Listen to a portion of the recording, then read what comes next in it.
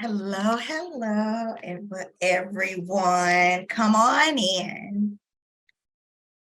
And we're going to get started in 4 minutes. But while we are here, what I would like for you all to do as we're coming in, I would like for you to, in the chat box to write, well, we will know your name when you put it in the chat box, but your role and why and where you're joining us from. All right. So you can say your name is optional, your role, and where are you joining us from?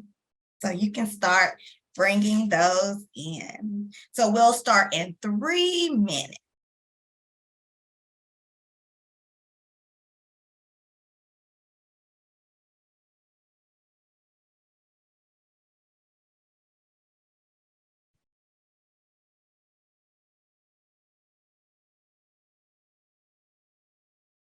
For those of you that are just joining in the chat box, please put your name, your role, and where you are joining us from. Oh, they're coming in. Oh, we have South Korea. Welcome.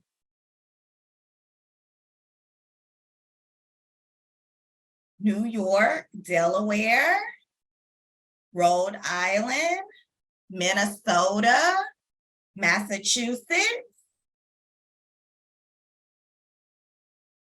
California, Kentucky. Right.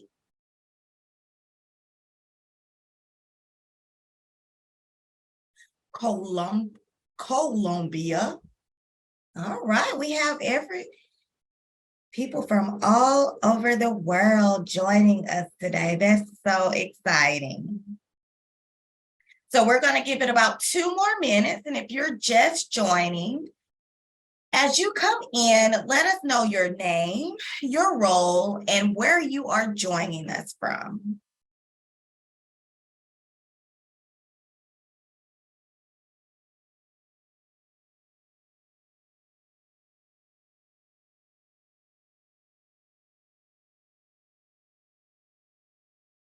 New Jersey,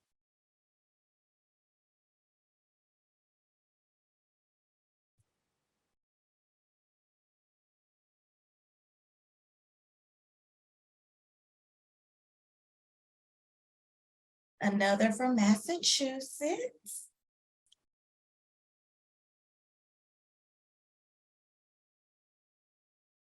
All right, if you're just now joining us, let us know in the chat box, let us know your name, your role, and where you are joining us from.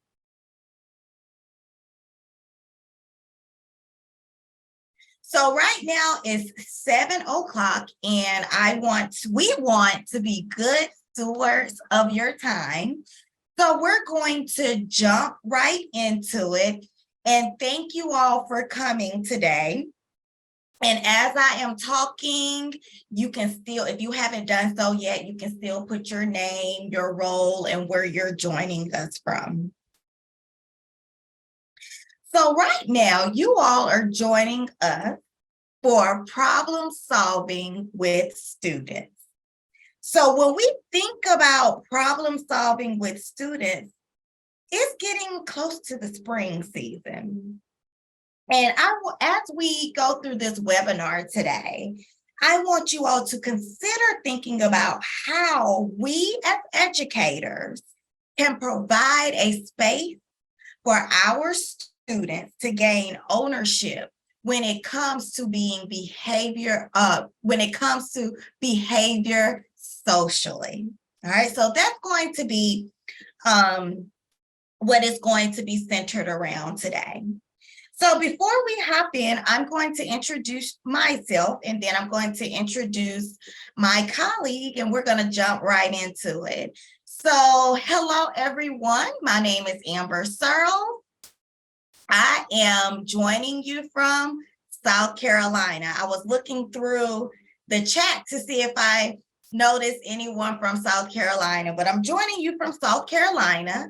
and I am a full-time employee here at the Center for Responsive School, and I am a curriculum and instructional designer for Responsive Classroom, particularly in the middle school realm.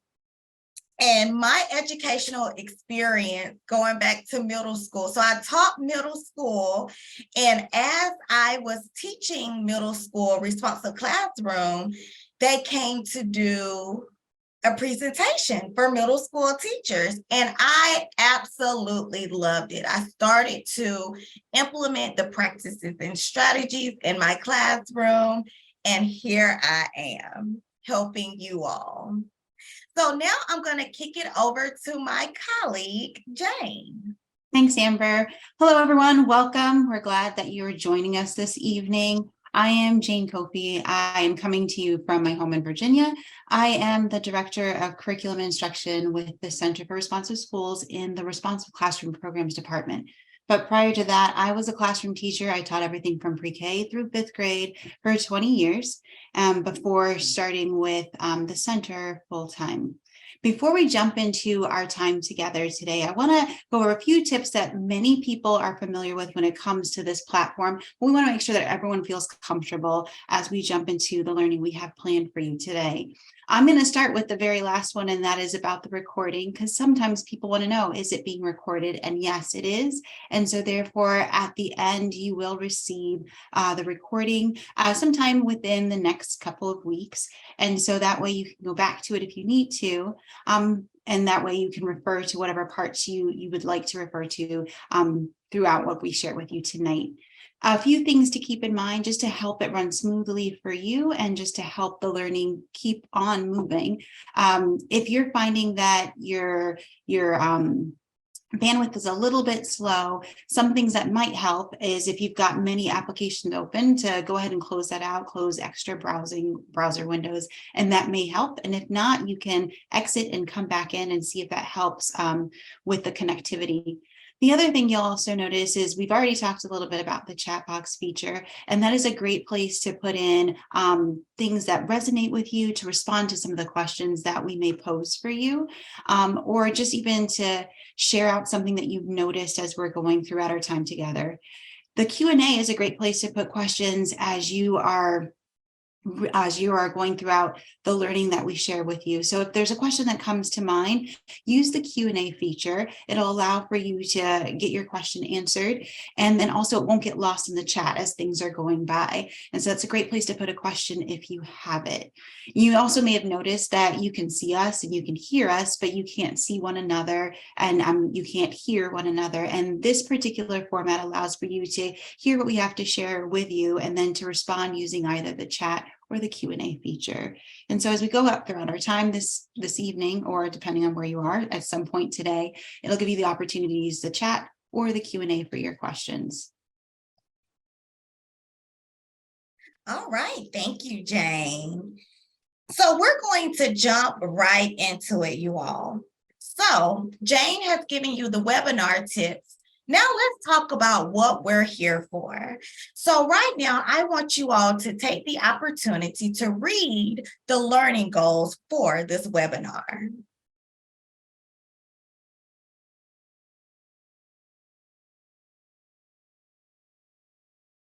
So as you think through and think about the goals that we have for this webinar, and before we take a deep dive into it, what I would like for you all to do is use the chat box feature and answer this question if you feel comfortable. What are some things you do to promote a positive class community? So what are some things that you all do to promote a positive class community? And I'll give you about a minute to think about that, and then you can put it in your chat box.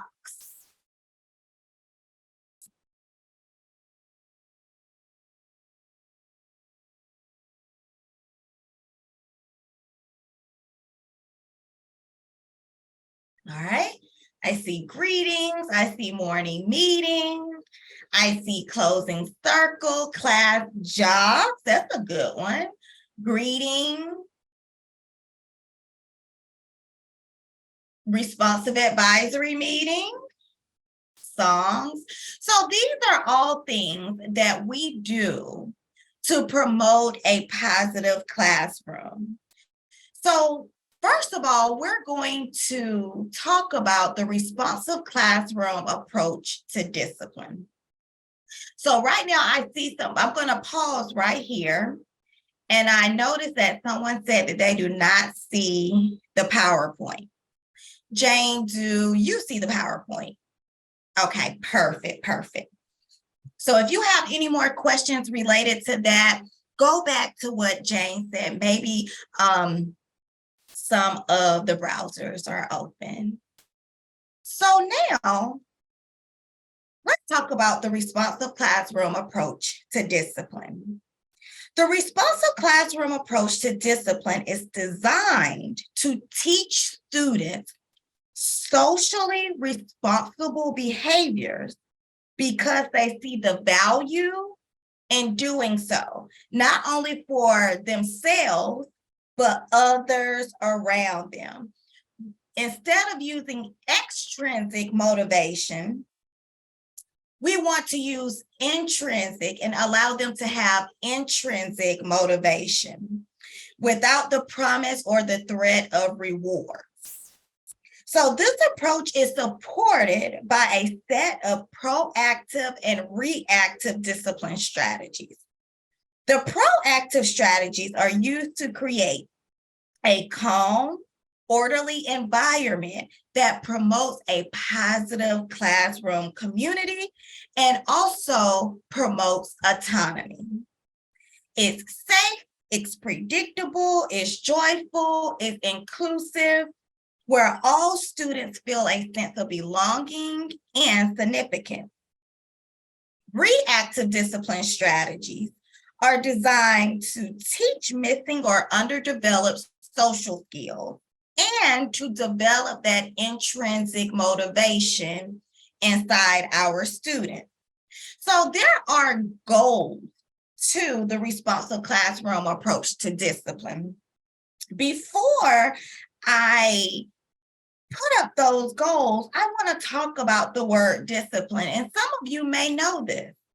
The word discipline is derived from the Latin word disciplinum, which means to instruct, and is derived from the root word of to learn. So we want to create and maintain a safe and positive learning environment. So with the responsive classroom approach, it's proactive. The responsive classroom approach to discipline, is proactive. When students feel like they belong in the class community, positive behaviors are likely to increase. Another goal is to reduce and quickly stop off-task behaviors and misbehaviors. We decrease misbehaviors with proactive strategies, so the misbehaviors feels manageable. When we build the relationships with students and increase their sense of belonging and significance, the misbehaviors decrease. It also helps students learn and demonstrate social and emotional skills. So it's more than just teaching our curriculum. We want to teach the whole child. So we want them to become confident in their social and in their emotional skills. Just like they have to learn how to play basketball, play baseball, knit, cook. They all have to learn how to do that. That's the same thing that we want for the responsive classroom approach to discipline. We want them to replace the undesired behavior with the desired behavior. But just like we teach our curriculum, we have to take the time to teach our students those skills. So today, we are going to explore 3 different practices. We have role play, class meeting, and problem-solving conferences. These practices support both students and teachers as they navigate and work to solve behavioral and academic challenges that arise anytime during the school year. So right now, I'm going to kick it back over to my colleague, Jane, and she's going to talk about role play. Thanks, Amber. All right, so Amber already mentioned that the first practice that we're going to spend some time digging into is the practice of role play. And specifically because our focus this evening is to think about ways that we can help support students in navigating some of those challenges, navigating some of those problems that arise. And role play is one of those practices that can support students in doing that. And interestingly, that helps with that support is role play is one of those practices that you can use proactively. It's also one of those practices that you can use reactively. So let's jump into a little bit of what is role play. And for many of you, you've probably used role play before with your students, or you've heard of role play, or it's something that you're familiar with. And so I'm going to give you a moment to just read over what we use as our definition for role play in responsive classroom. So I'll give you a moment to do that.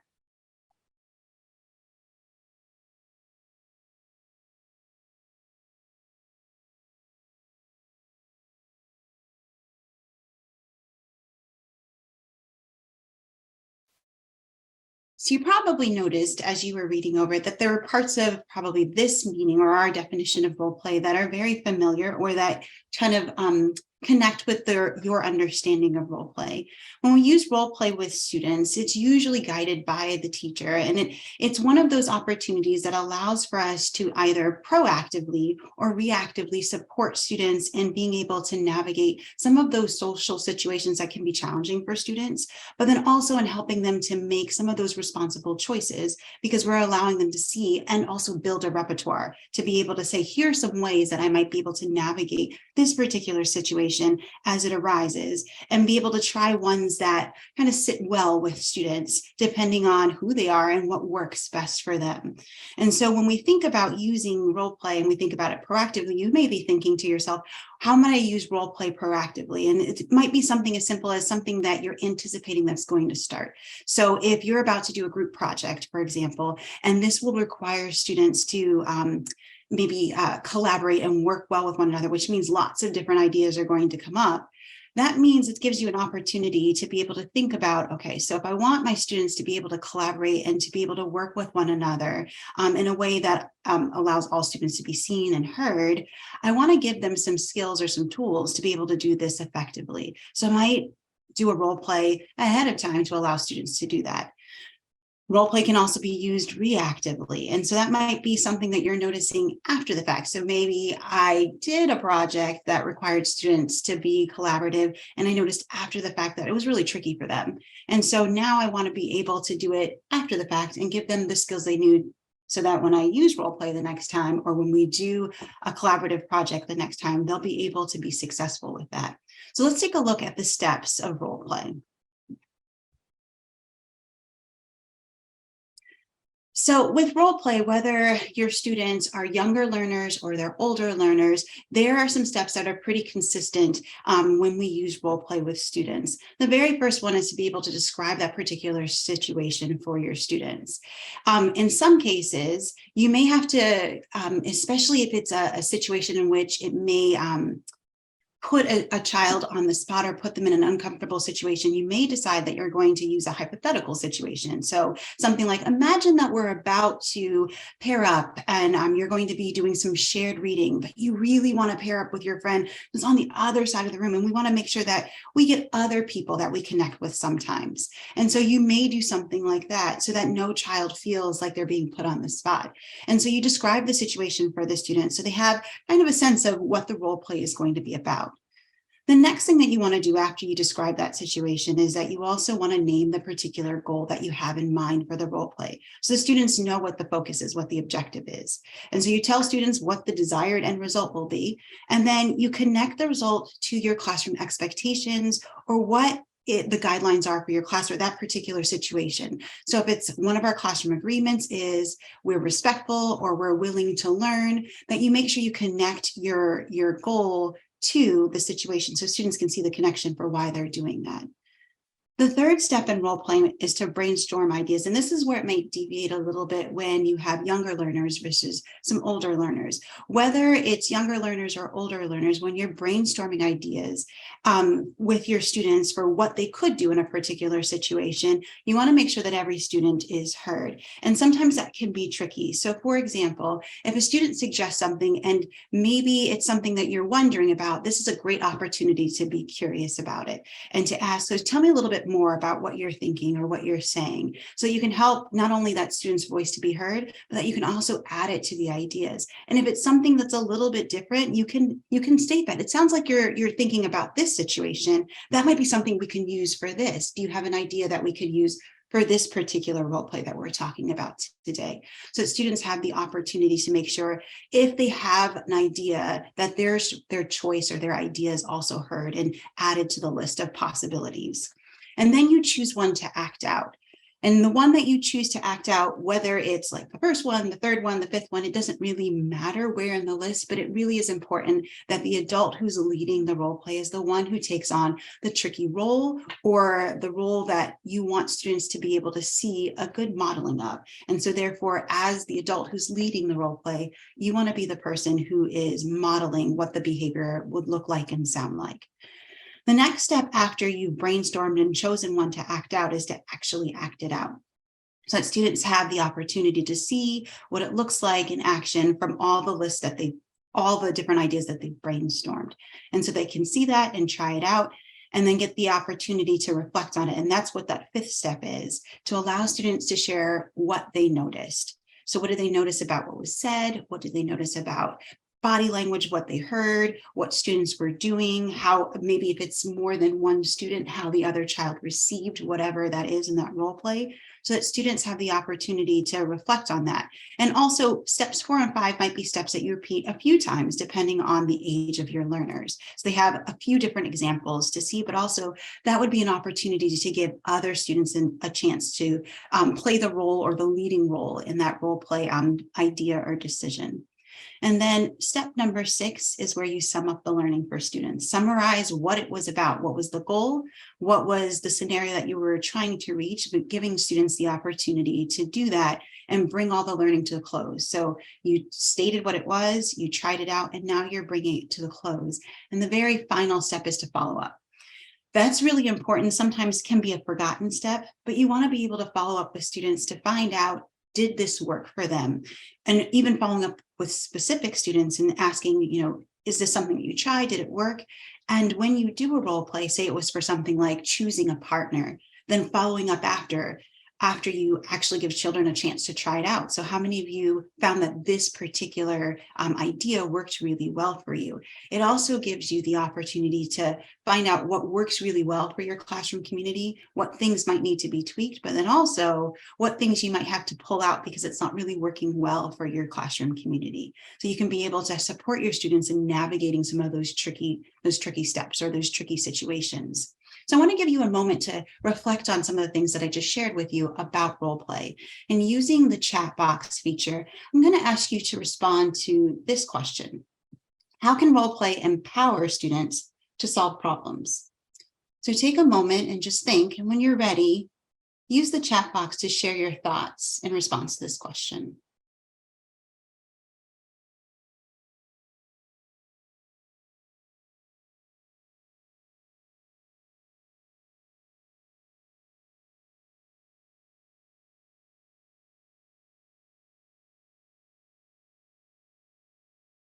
Seeing responses coming through.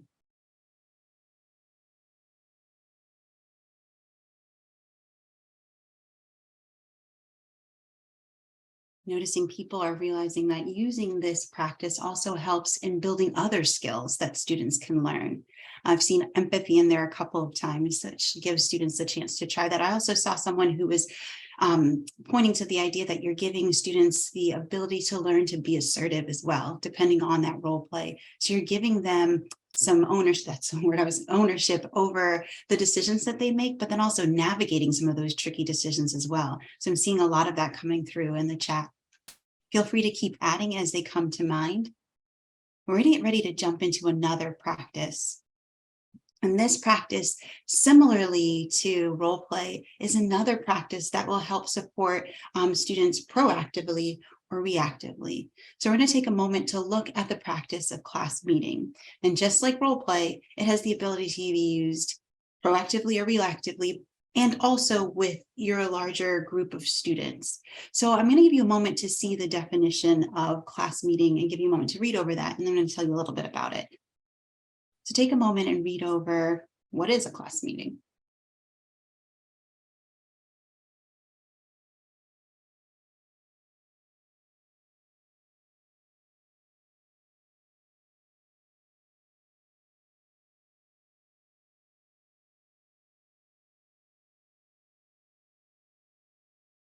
Similar to role play, class meeting is done when there's a problem behavior that's moved beyond just like one student or just a few students, but it's affecting your whole class. So either the relationships that are happening in your class or something that's happening that's affecting academic success in your classroom. And so you're noticing that it's not just a few students, but it seems to be affecting your whole class. And with that being said, because I did mention it can be used proactively, you may notice that there are things, especially if you've taught a specific grade level or a specific subject area for a while, you may be familiar with things that you see happening or could happen with a specific age or range of students. And so when you know that, you can do a class meeting proactively so that it supports your students. So for example, one of the class meetings that I would oftentimes do with my students is a class meeting on how to respond to a guest teacher. And that's the term we use for what some people call a substitute teacher, a guest teacher. And for students, sometimes that's a very uncomfortable situation because they're used to things being a certain way.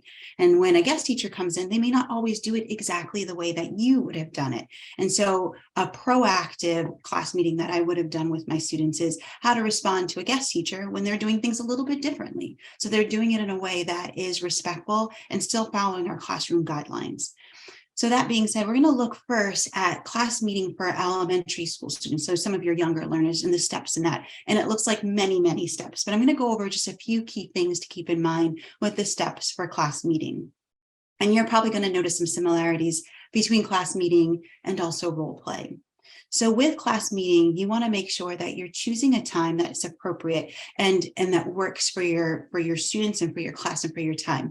Sometimes people ask the question, well, how long should a class meeting or even a role play be? And it does depend on the age of your learners and also your time. When it's planned out, you want to keep a class meeting and a role play moving pretty quickly. If you think about some of your younger learners, you don't want them sitting for such a long time where they kind of miss the point of the class meeting, but that same is true for your older learners. So you want to think about the time that your students will need for a class meeting, and so that you're doing it in a way that's developmentally appropriate. You also want to make sure it happens at a time where it doesn't feel like a punishment because you're doing it at a time where it's a topic or a subject or a time in the day where students really enjoy.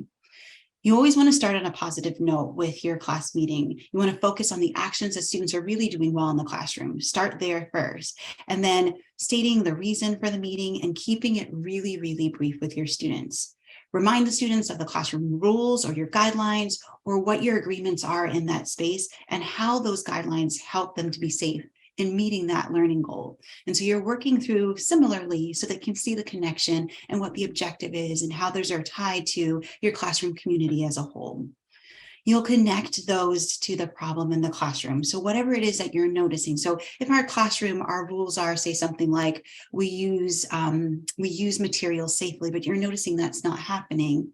If your rules say that, that's something that you want to address. And so that you ask the students if they've noticed or heard that in relation to what you've noticed. So it might be something like, so I've noticed that when we're using This particular tool, it's not being used as safely, and our rules say, or our guidelines say, we want to make sure we're using these tools, these materials safely.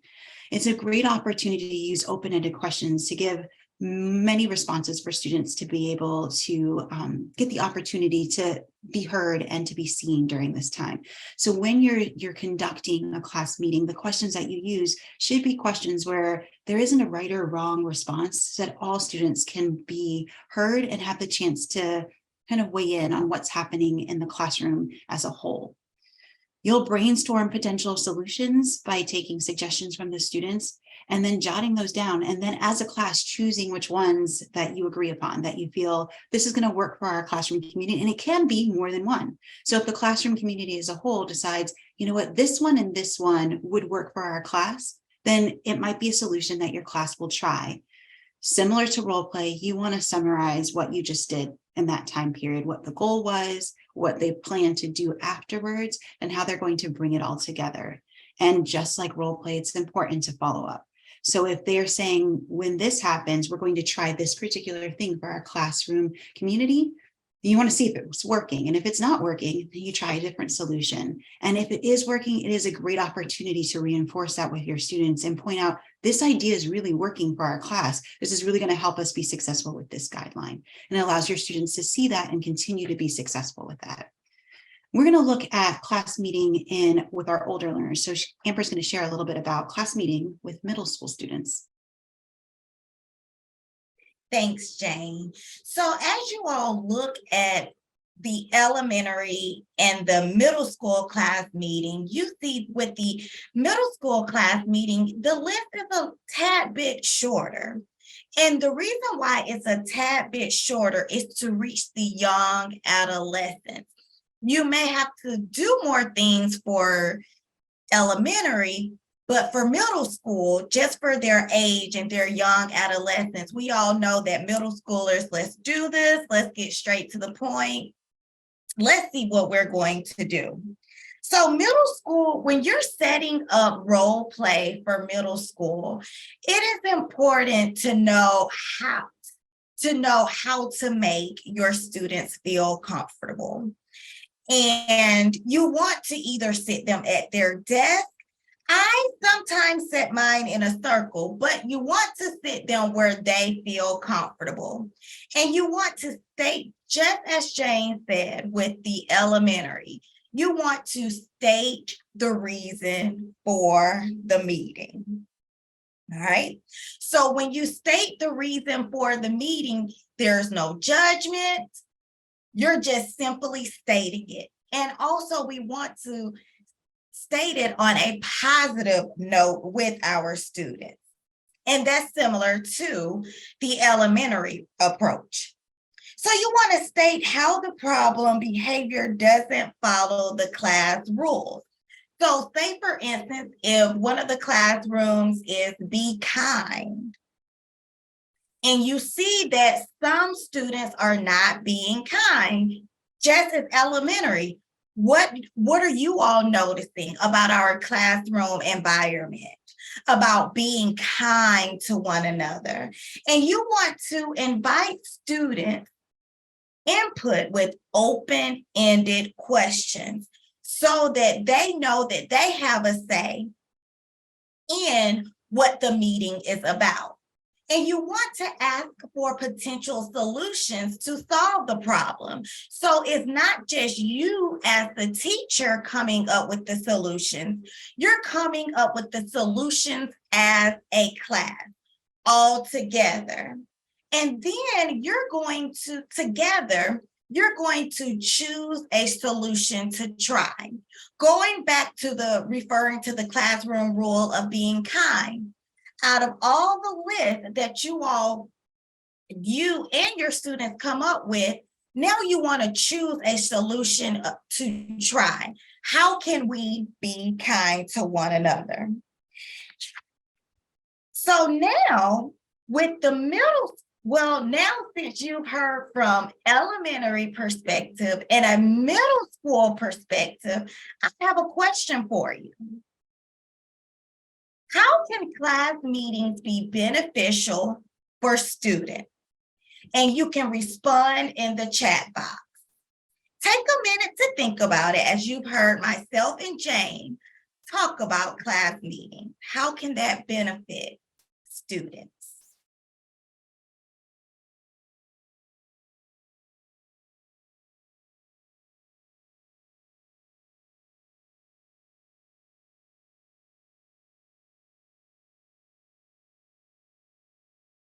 I'm seeing right now, what's sticking out to me is ownership and choice. When students see that we are actually listening as educators and we're taking their suggestions or their advice, they are more likely to try to get the supplies together in an orderly way or be kind. It's going to be intentional instead of the teacher having to come up with the solution. And it teaches them collaboration skills. Yep.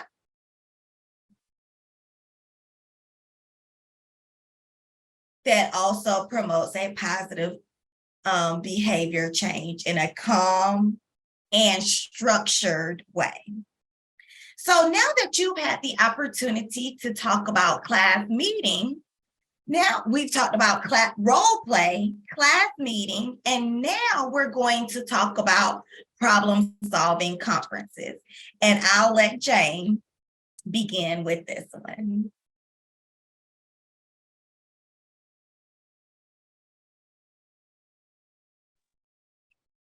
Thanks, Amber. I'm seeing a lot of really strong responses that were coming through in the chat box, but as I was reading them, I realized they connect really well to this next practice, and probably as I'm thinking about them as role play as well. This next practice that we're going to focus on that also helps support students in being able to navigate some of those challenging behaviors is problem solving conferences. And different from role play and class meeting, problem solving conferences is typically done with a student and the adult that is noticing that particular tricky situation, but then also the adult that has the relationship with that student. And that's really important because that helps the problem solving conference work a little bit more successfully. I'll give you a moment to read over what is a problem solving conference, to take a moment and read over that. And I'll give you some more information on it.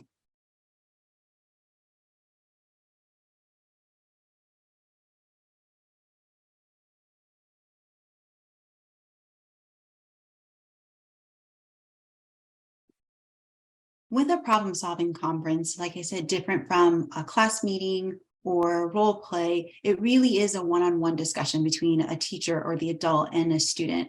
And it allows for the teacher and the student to discuss one specific problem behavior and figure out what might be the causes and brainstorm some solutions.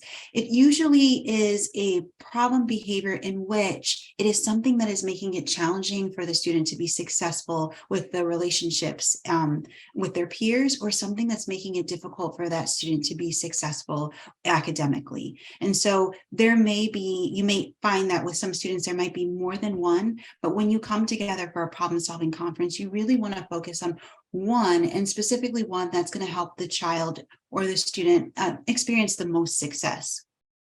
It allows for you to share some ideas, but more importantly, it gives the student the opportunity to have a voice in the conversation. And then you're able to gain some insight into what might be the problem, but also the student's perspective.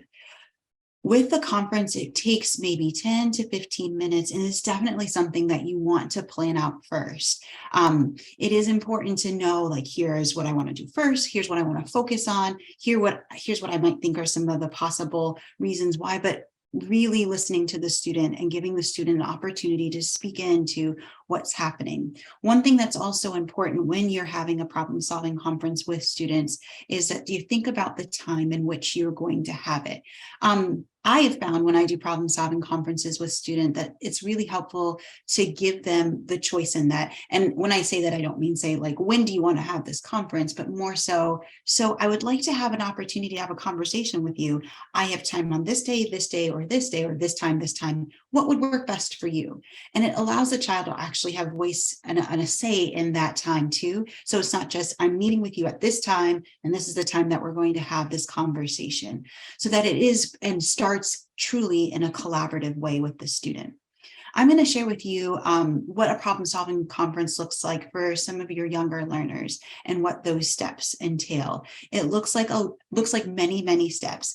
However, they're all really important in helping the problem solving conference be successful with you and a student when there is a problem behavior that emerges that's making it difficult for a student to be successful either academically or to be successful with relationships with their peers or in different social situations.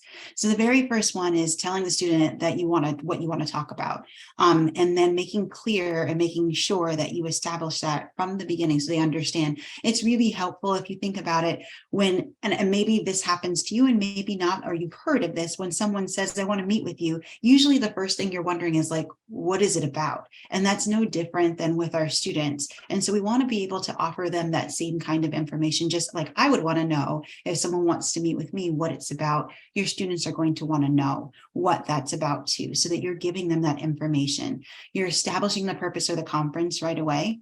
And when you go to sit down to begin the conference, you start by reiterating what you'd like to discuss with the student. They bring up all the other issues. So what I would say is it's okay to hear what they have to say, because you don't want to shut it down, but you also want to remind them, oh, it sounds like you're thinking about some other things too. Today, I would really like to focus on this one thing. And then start with the positive things that you're noticing that they're doing really well, so that they have the opportunity to actually celebrate that too, and that you can celebrate those accomplishments with that student, whether they are academic, social, or both. You want to be able to celebrate that with the student as you're jumping into the conference. State the specific problem, be specific and be brief with it, and communicate that clearly and why it is a problem. So this is the thing that I'm noticing, and it's keeping you from doing this. So I'm noticing during writing time that you always go to the bathroom, and it's keeping you from getting your writing accomplished or getting your writing done every day. That makes it really tricky for you to be able to share or to finish like a writing project. So you're stating the problem right away with your student. And then discussing why it's important to solve the problem and talking about why the behavior is problematic and how it doesn't follow guidelines or whatever you have set up for the expectations for that particular class in your classroom community or for that particular situation. So if you're discussing why it's important, it keeps you from being able to share your writing with your peers, or you don't have anything to share when we go to do like a read aloud, or when we're sharing some of our accomplishments in our writing. It makes it difficult for you to be able to do that. And so that students can kind of see the connection between the two in our classroom, we make sure that we're learners and that we're working hard, or whatever your guidelines or expectations are for your student. You talk about why it might be causing a problem, and might the student be whispering during that time? Might the student just feel really anxious during that time? Some things that I notice when I'm doing a problem solving conference with students is helping students to understand that they're not just the only ones who might be experiencing a challenge. And so some of the language that I use is, I found that some third graders have a difficult time with writing because they can't get all their ideas out, and it sometimes becomes really challenging or frustrating. Might that be what you're experiencing? And so that student can start to build on those ideas and think about why might that be a problem and what might be causing. You want to also set your clear and specific goal to work together. So for some of the problem behaviors, this is what we might do. And also thinking about what you might want to see happen with the student too. So when you come into a problem solving conference with the student, you really want to be thinking about and brainstorming and planning out. So if the child says this, here's what I can offer them. Or if the child says this, here's a goal that could work, because sometimes they may not know what to do. And so when you're brainstorming solutions, you might say, I'm not sure. And I've had students who will sometimes not be sure. And they're like, I don't know how I might fix it. So you want to be able to have some ideas like, might this work if we tried this? So that the student has something to start with or a starting point. You're going to figure out one strategy that's going to work for that student and that also works for you too for that particular situation, and then try it out. And just like with role play and just like with class meeting, it is really important to follow up with students. And that can sometimes be tricky, especially with everything else that might be happening throughout the day. We want to make sure that we're helping students be successful with things that are challenging with them or for them. And so in order to do that, we really want to think about going back and following up with the student to see if the solution you tried or you agreed upon is actually working for the student, so that if it's working, it gives you the opportunity to reinforce that with students and celebrate what's working for them. Like, this is really helping you become a really strong writer. I get to read your writing now. And all your classmates now get to hear all the ideas you have in your writing, so that child can see that this is helping support them be successful in whatever situation that has been a challenge for them. With problem solving conferences, it looks a little bit different with middle school students, but the goal of problem solving conferences is the same. So I'm going to let Amber share with you about problem solving conferences with middle school students. Thank you, Jane. Yes, Jane is correct. They all have the same goal. If you notice, with the younger students, we have 10 steps, and with middle school, we have 5 steps here. And let's talk about those 5 steps. And remember, when we're thinking about this, think about the young adolescent brain and their mind. So the first one is, you want to establish the purpose of the conference. The first step is to let the students know why you called a conference, and that you want to work with them and help them succeed. So you want to let them know that you're pulling them aside for a good reason, to help them to be successful, not only in school, but out of school as well. The second step is to reaffirm teacher-student rapport, to reinforce that you are both on the same side. We know with middle schoolers, sometimes when we pull them to the side, they feel attacked. And just like Jane mentioned, they feel like they may be the only one, but they're not. So you want to reaffirm the positive relationship you already have with the student by noting their efforts and recent successes in class. The third step is name the problematic behavior. When bringing up the problem behavior, use a calm tone, and you want to be very specific. You want to be brief, and you want to sound matter of fact, okay? Then ask the student what they noticed, just like when we talked about role play or class meeting. Get their input as well. This is a collaborative process.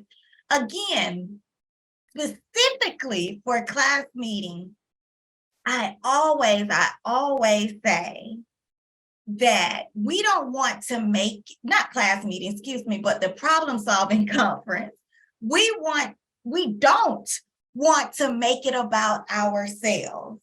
Oh, when I was in school, this happened, or when I was in school, this is all about the student. So name the problematic behavior. So after you've done that, you want to invite the student to collaborate with you. So once you have both shared your perspective on what's happening and agreed that a problem truly exists, you want to invite the student to collaborate with you about possible solutions. So when you think about problem solving conference, we've done with role play and class meeting, we came up with solutions as a whole class, but now you're coming up with catered one-on-one solutions.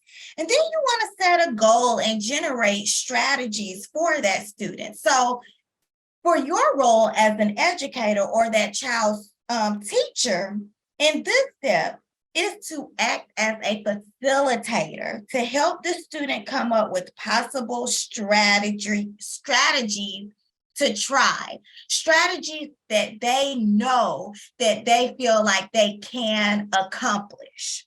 That's why you want to put the ownership on them. And you want to start by setting a goal. Start by setting a goal with the student. And when we think about a goal stays alive. A goal doesn't have really, we want to get to a certain deadline with the goal. We want to get them to where they want to be. And as you're coming up with goals and generating strategies, you still want to follow up with that student. And I noticed with middle school teachers, teachers, you're probably thinking, well, this child may not have me all day, and that is perfectly fine. That is where you work together as a disciplinary team. You let your other disciplinary team teachers know what you and this child said and what their goal is going to be, so that everyone is all on the same page and everyone is reaching for success with that student. So now that we've covered problem solving conference for elementary, for middle, and I'm sorry, I'm going ahead of myself here. I'm so sorry. So let's wrap up what we talked about. I'm going too far, you guys. I'm so sorry. Okay, so let's wrap up what we've talked about. So when we invite our students to have a say in how they regulate themselves, that gives them a sense of ownership. And some of you all have said it in the chat box. And it also gives them a sense of empowerment. And they feel like they have a voice and they're being heard. So that keeps the classroom environment safe and predictable, not only for the teacher, but for the students as well. And as educators, it is important to be the facilitator and that guide students as they think through these solutions that you come up with.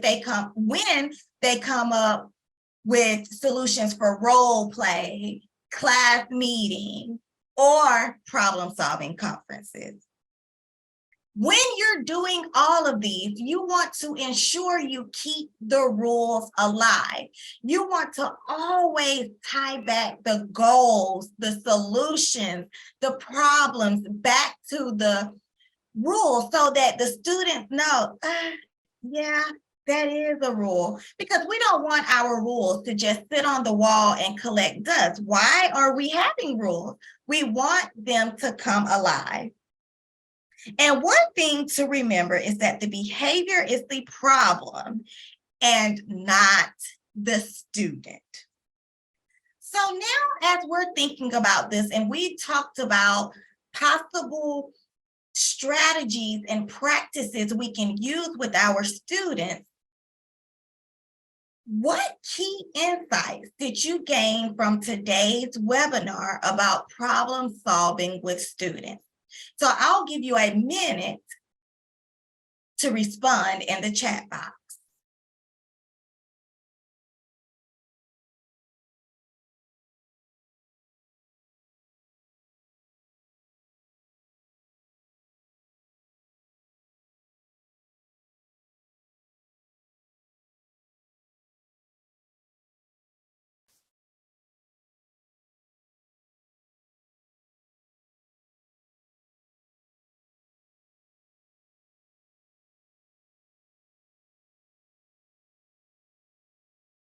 Goal setting. Don't make it about us.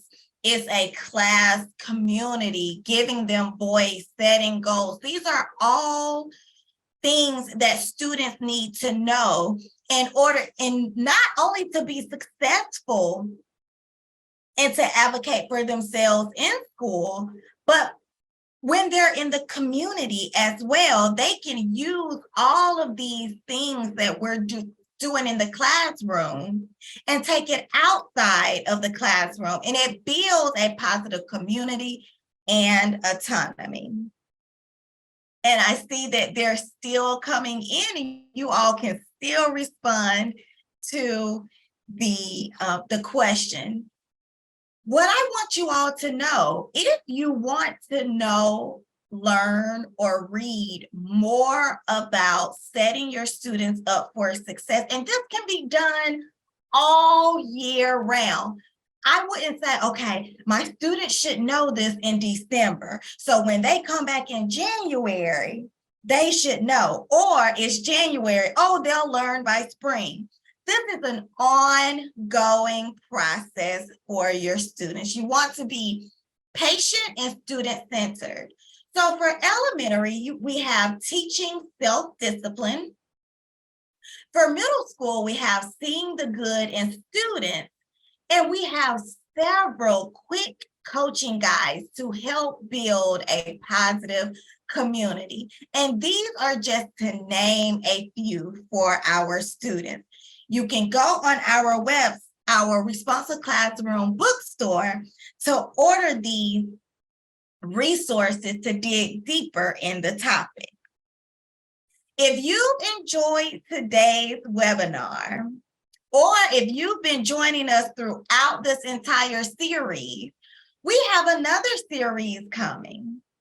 And the next series is Closing the Year with Joy. We're almost there, you all. We're almost there, but we want to keep it student-centered, keep it student-focused, and we want to keep it joyful. So our next webinar will be on April 20th. Academics in morning meeting and responsive advisory meeting. So those of you that, for the first question, how do you maintain a positive class community? You will now get to extend those morning meetings and those responsive advisory meetings in an academic way in order to keep it joyful all year round. And if you're interested in bringing Responsive Classroom to your school, you can contact one of our educational partners and they will talk to you. They will answer any questions that you all may have in order to get to the next step. Or if you have any specific questions for myself or Jane, here is our contact information as well. We love to hear from educators. And we want to both say thank you. Thank you, everyone, for joining us this evening, or just today, depending on where you are. All right, you all have a nice evening.